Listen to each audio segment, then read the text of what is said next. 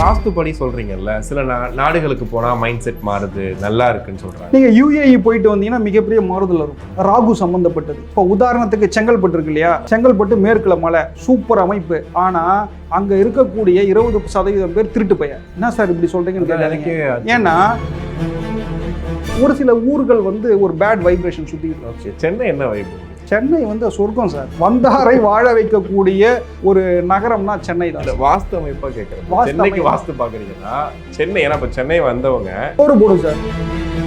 ஒரு சரியான வீடுனா அது எப்படி அமையும்? மனை வாங்க போறேன் அப்படின்னா அந்த மனை சதுரம் செவ்வகமா இருக்கணும். 6 நாள் விரதம் இருந்து 7வது நாள் திருப்பரங்குன்றத்துல கல்யாணம் பார்த்துட்டு வந்தா நல்லது நடக்கும். அதுலயும் ஒரு கான்செப்ட் பெரியவர்கள் உள்ளே வைத்திருக்கிறார்கள். நம்மளுடைய முன்னோர்கள் முட்டாள்கள் கிடையாது. அதுவே சம்பந்தப்பட்டது. இது எப்படி சார் பாக்குறீங்க? ஆக்சுவலி இது சயின்டிபிக் சம்பந்தப்பட்ட விஷயமா? சயின்டிபிக் சார், 100% ப்ரூவனான விஷயம்.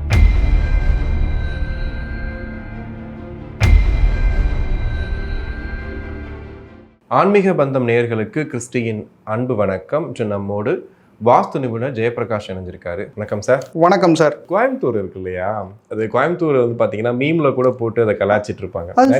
சொர்க்க பூமி சார். சொர்க்க பூமி தான். பட் என்னன்னா எல்லா ஸ்கேமும் பாத்தீங்கன்னா ஃபர்ஸ்ட் கோயம்புத்தூர்ல நடந்திருக்கும்.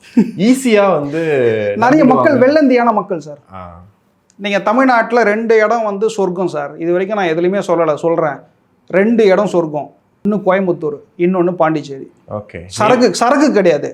பாண்டிச்சேரியில போனா ஒரு வைப் இருக்கு. கண்டிப்பா அதான் கேட்கிறேன். அதே மாதிரி கோயம்புத்தூர் போனா ஒரு வைப் இருக்கு.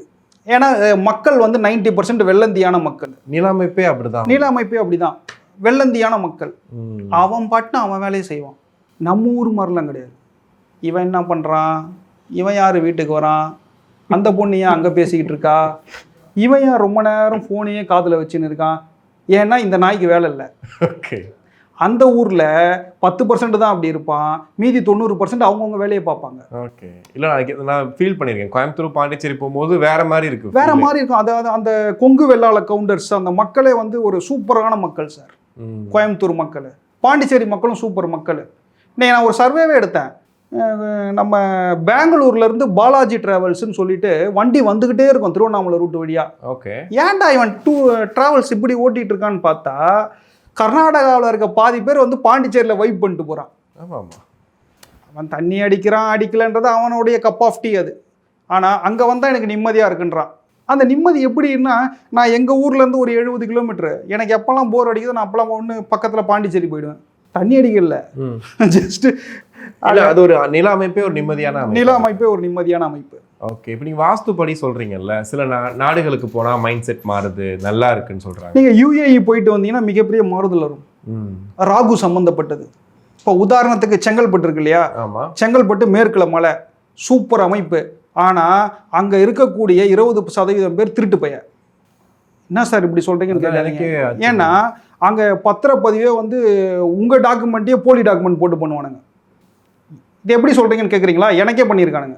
ஓகே சார், எனக்கே ஒருத்தன் பண்ணிட்டு நடக்கிறதுக்காக நீங்க மொத்தமா திட்டு? இல்ல மொத்தமா இருக்கு இல்லையா.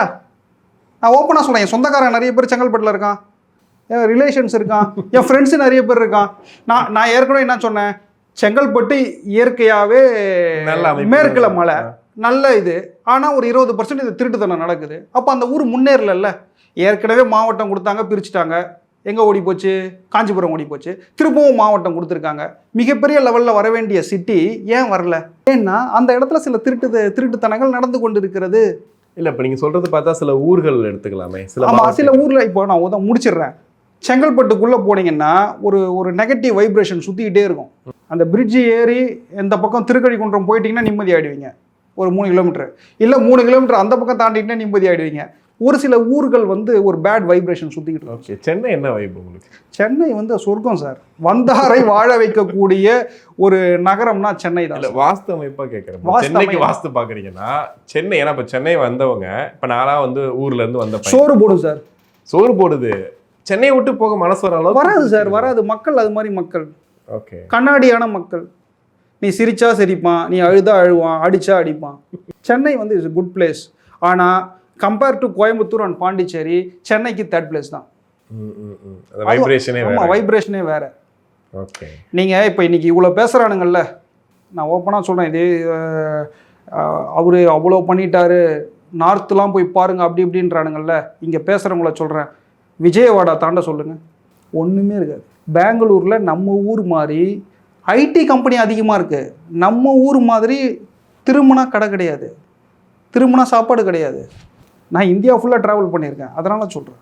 ஓகே, அதெல்லாம் தாண்டி நம்ம இதில் இருக்குது. ஆமாம். இப்போ இந்தியாவிலேயே தமிழ்நாடு நல்ல வளர்ச்சியான மாநிலம் சொல்லிட்டு இப்போ வரைக்கும் நம்ம பேசிகிட்டு இருக்கோம். நிறைய கல்வியிலையும் சரி, இப்போ நாங்கள் படித்ததுலேருந்து எல்லா விஷயமும் மாறி தான் இருக்குது. இப்போ தமிழ்நாட்டுக்கு வாஸ்து அப்படின்னு பார்த்தீங்கன்னா கரெக்டான இடத்துல நம்ம அமைஞ்சிருக்கோம், அதுக்காகவா இல்லை வேறு எதுவும் காரணங்கள் இருக்கா? அதுக்கு கரெக்டான அமைப்புகள்னு சொல்ல முடியாது சார். ஏன்னா 3 பக்கமும் கடல் சார்.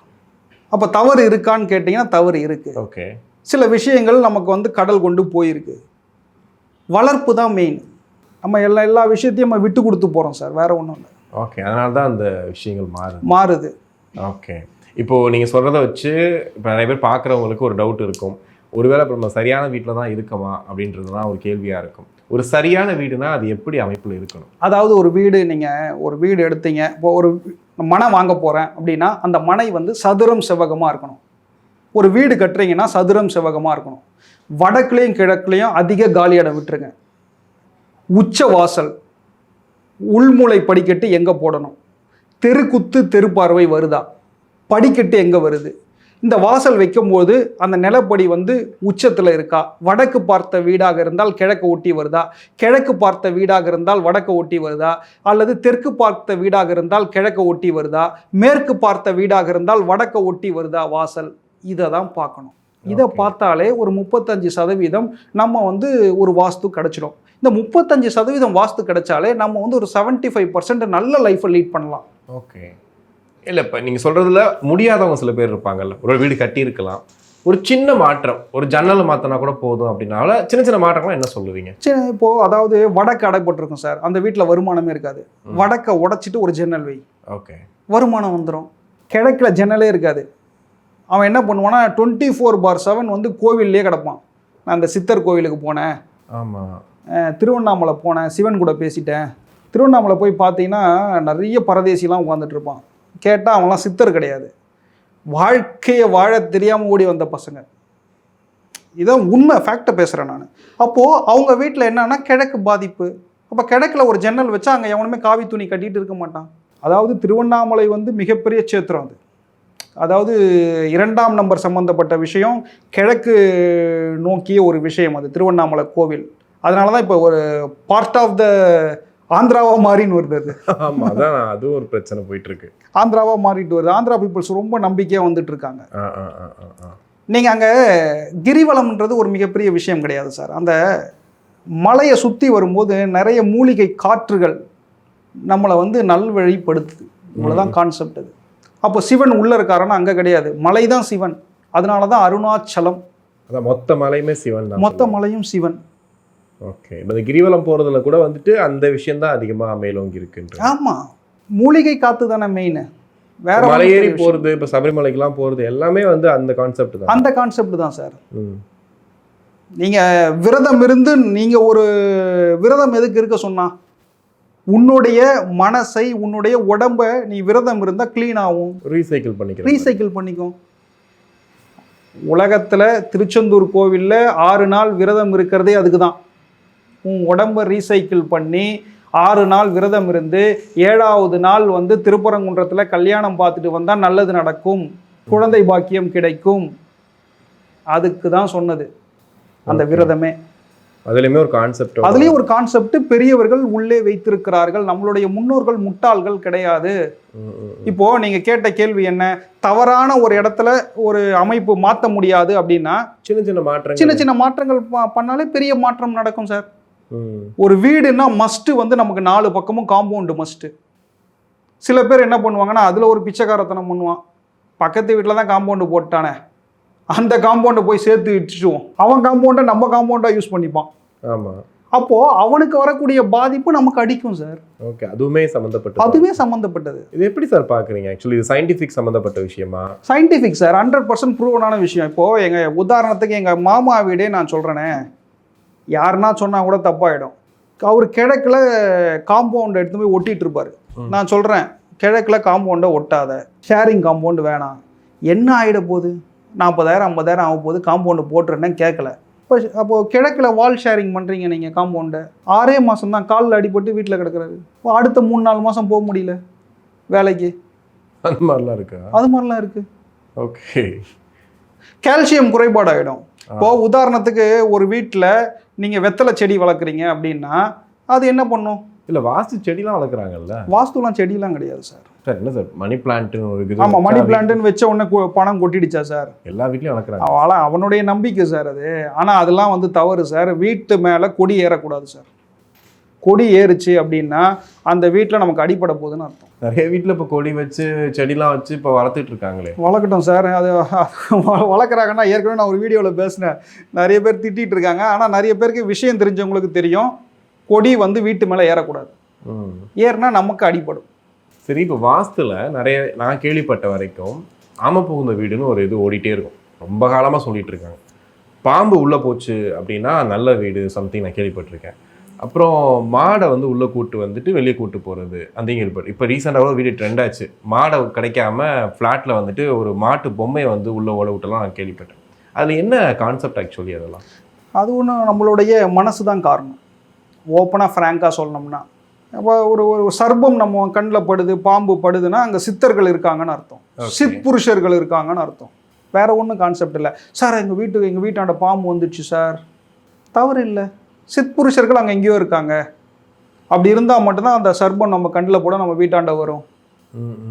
மாடு என்பது நம்ம வந்து மகாலட்சுமியாக பார்க்குறோம். அதனால தான் நம்ம இந்த வீடு கொடுத்து நம்ம போகும்பொழுது மகாலட்சுமியை கூட்டிகிட்டு போகிறது பசுங்கண்ணோட. எஸ், இதுதான் கான்செப்ட். ஓகே. ஃப்ளாட்டில் ஏற்ற முடியாதனால பொம்மையை விட்டுட்டார் ஐயரு. ஓகே. அந்த ஆமைன்னு ஒரு விஷயம் இருக்குல்ல சார், ஆமை வந்து இப்போ நம்ம ஊர்களில், சரி நான் சொல்கிறது வந்துட்டு தமிழ்நாட்டை பொறுத்த வரைக்கும் சில ஊர்களில் பார்க்கும்போது என்னென்னா ஆமை வந்து ஒரு இதாக பார்க்குறாங்க, சம்திங் ரெண்டாவது பார்க்குறாங்க. ஒரு பக்கம் பார்த்தீங்கன்னா ஆமையை பார்க்கக்கூடாது, ஆமையை பார்த்தா கஷ்டம் வரும், காலையில் அது முழிக்கக்கூடாது அப்படிங்கிற ஒரு கான்செப்டை நான் பார்த்துருக்கேன்.